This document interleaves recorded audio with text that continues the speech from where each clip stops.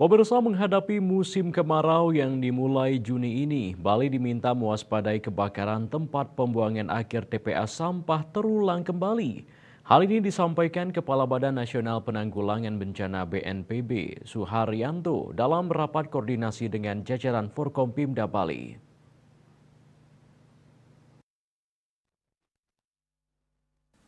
Dikutip dari kantor berita Antara, Suharyanto mengatakan peristiwa terbakarnya TPA Suwung seluas 32,4 hektar pada tahun lalu berdampak pada kesehatan masyarakat, bahkan mengancam sektor pariwisata dan perhubungan.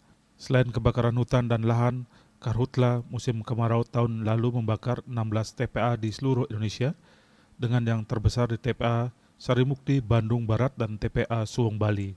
Oleh sebab itu, Suharyanto mengumpulkan Forkompimda Bali untuk menghimbau kekuatan agar peristiwa kebakaran TPA Suwung tidak terulang di tahun ini. Dalam rapat koordinasi tersebut, BNPB mewanti-wanti perihal terbatasnya armada helikopter untuk penyemprotan air dan udara.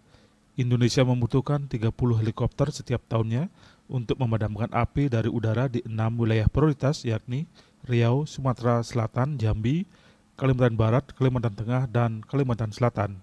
Helikopter itu diperbolehkan dari luar negeri. Untuk itu, Suharyanto tak ingin anggaran pemerintah dihabiskan untuk peristiwa yang dapat dicegah atau dikurangi dampaknya. KMB Bali Pos.